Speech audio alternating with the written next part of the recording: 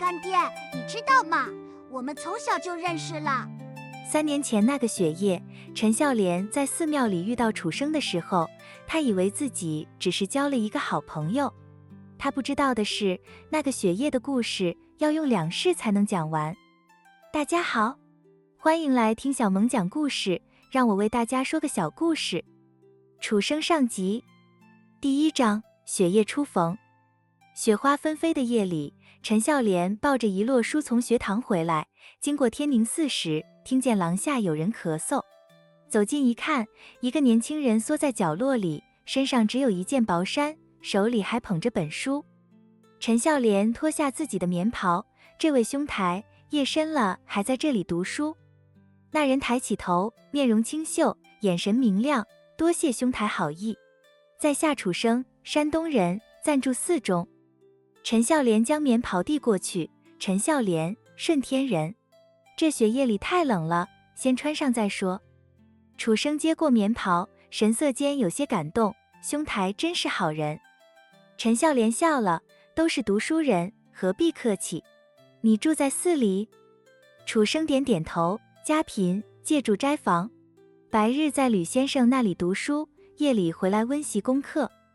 陈孝廉听了，心中敬佩，如此用功，定能有所成就。我也在吕先生门下，怎么没见过你？楚生笑了笑，我总是来得早，走得晚，大概错过了。那一夜，2人在廊下聊到天明。陈孝廉发现楚生学问极好，见解独到，心中暗暗佩服。临别时，楚生将棉袍还给他。陈孝廉摇头，你留着吧，我家里还有。楚生坚持要还，这是你的衣服，怎能占为己有？陈孝廉拗不过，只好收回，心里对这个在雪夜里还坚持读书的朋友更加敬佩。第2天到了学堂，陈孝廉果然见到了楚生。楚生坐在角落，正在抄写文章。见到陈孝廉，楚生微微一笑，算是打过招呼。吕先生是个老学究，学问深厚，但脾气古怪，对学生要求极严。这天讲《论语》，吕先生提了一个问题，众人面面相觑，无人能答。楚生举手回答，条理清晰，见解精辟。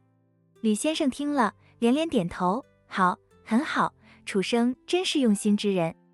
陈孝廉在一旁听了，心中暗暗赞叹。下课后，他主动走向楚生，楚兄学问真好，在下佩服。楚生摇头，孝廉兄过奖了，我只是比别人多花些时间罢了。陈孝廉请他到酒馆坐坐，楚生却婉拒了，多谢好意，我还要回去温书。陈孝廉见他这样用功，心中更加钦佩。从那以后，2人渐渐熟络起来。陈孝廉发现楚生虽然家境贫寒，但从不抱怨，总是专心读书。有时陈孝廉在文章上遇到困难，楚生总是耐心指点。他的字写得极好，讲解也很细致，陈孝廉受益良多。楚生说话轻声细语，待人温和，从不与人争执。同窗们都很喜欢他，但楚生总是保持着某种距离感，除了陈孝廉，很少与人深交。3年过去了，2人的友谊越来越深厚。虽然2年前吕先生回老家了，但陈孝廉常常想，能遇到楚生这样的朋友，真是人生一大幸事。现在秋闱在即，陈孝廉却愁眉不展。他满腹诗书，但一到考场文章，却总是想表达的太多，反而难以聚焦成篇。眼看考期将至，心中焦急万分。这天傍晚，陈孝廉独自在书房里发愁，手中的笔停停写写，纸上的文字东一句西一句，怎么也连不成篇。楚生推门进来，看见陈孝廉愁苦的样子，孝廉兄，怎么了？陈孝廉叹了一口气，再过2天就是秋闱，我这文章还是写得七零八落，3年苦读，只怕要白费了。楚生走到桌前，看了看陈孝廉写的文章，沉思片刻，然后抬头看着他，让我替你去吧。陈孝廉愣了一下，什么？楚生很自然地说，我替你去考试。我们长得本来就像，不会被发现的。陈孝廉摇头，这怎么行？太冒险了。而且你自己不是也要考吗？楚生笑了，你的见解比谁都深刻，只是需要有人帮你写出来。我比较擅长考场文章，让我帮你一次。陈孝廉心中感动，但还是摇头，楚兄，你已经帮我太多了。3年来，你教我文章，为我答疑解惑，我怎么能再让你冒这样的险？楚生握住陈孝廉的手，朋友之间何必说这些？你当年在雪夜里对我的恩情，我一直记在心里。陈孝廉看着眼前这个朋友，心中五味杂陈。楚生继续说，况且这也算不得什么冒险，我只是在考卷上写上你的名字而已。陈孝廉想了很久，终于点头，那就谢谢楚兄了。这份情，我陈孝廉永远不会忘记。楚生笑了，笑得很轻，像春风一样，朋友之间不必说谢。夜深了，楚生告辞离去。陈孝廉望着他的背影，心中既感激又不安。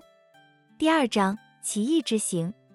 第2天清晨，陈孝廉早早就醒了，心中忐忑不安。他在房里踱来踱去，不知道楚生会如何安排这件事。天刚亮，楚生就来了，神色间带着一种说不出的平静。楚生说，孝廉兄，准备好了吗？我们该出发了。陈孝廉点点头，跟着楚生走出家门。奇怪的是，一路上陈孝廉总觉得有些恍惚，街上的景色变得模糊起来，人声也变得遥远。他们走了很久，陈孝廉也不知道走到了哪里。等他清醒过来时，天色已黑，发现自己在一所陌生的宅子里。陈孝廉问，这是什么地方？楚生回答，是我一个朋友的家，离考场很近，明天去考场很方便。这座宅子很安静，奇怪的是，陈孝廉一个人都没有见到，仿佛只有他们2个。楚生安排他住在内室休息。陈孝廉在房中坐下，总觉得哪里不对劲，但又说不出来。楚生陪他聊了一会儿，神态和平常一样，这才让他稍微放心。夜里，陈孝廉躺在床上，怎么也睡不着。月光透过窗棂照进来，房间里一片银白。他听见院子里有脚步声，很轻很慢，像是有人在来回踱步。第2天醒来，就看见楚生走了进来，孝廉兄，今日李皇亲园中有游园会，我们去散散心，然后我送你回家。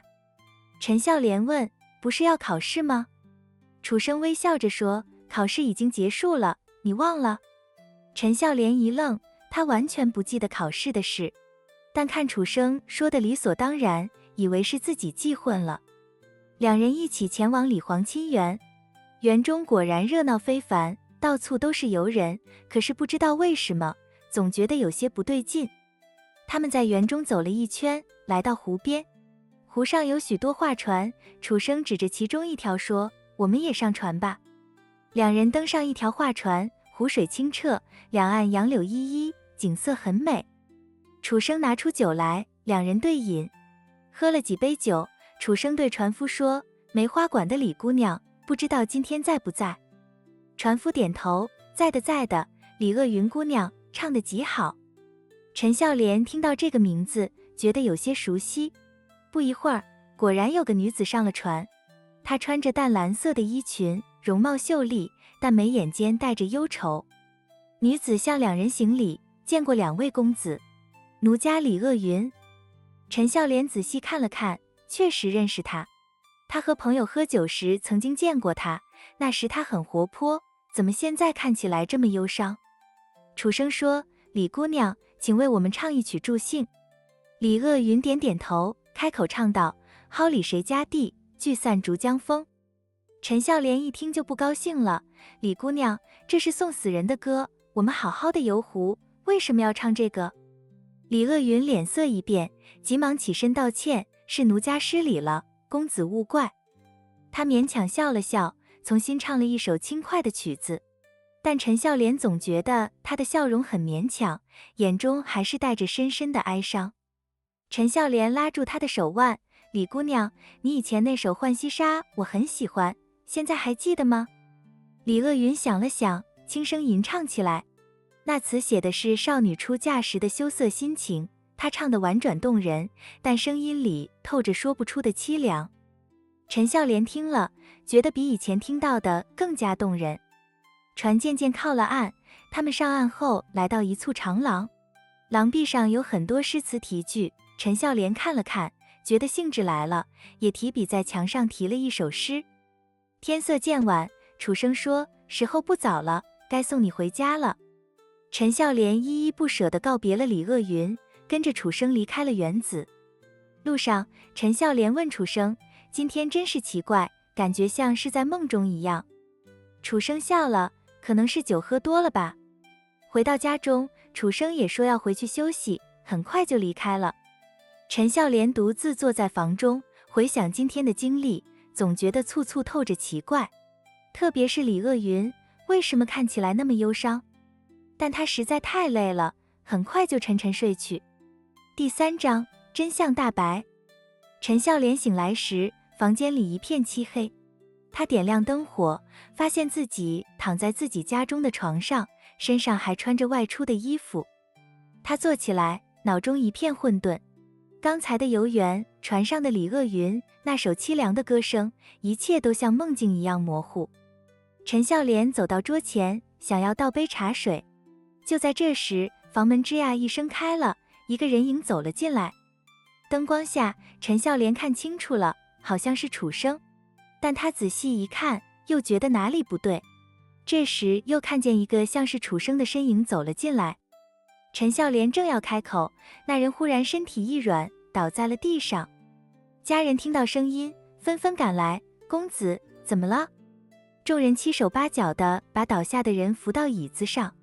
陈孝廉这才惊讶地发现，倒下的人不是别人，竟然是他自己。陈孝廉看着坐在椅子上的自己，又看看站在一旁的楚生，脑中一片混乱。如果坐在椅子上的是自己，那么现在站在这里的又是谁？为什么游园的经历如梦似幻？3年来朝夕相处的楚生，真的是他以为的那个人吗？今天的故事先讲到这里，期待在楚生下回与你再相见。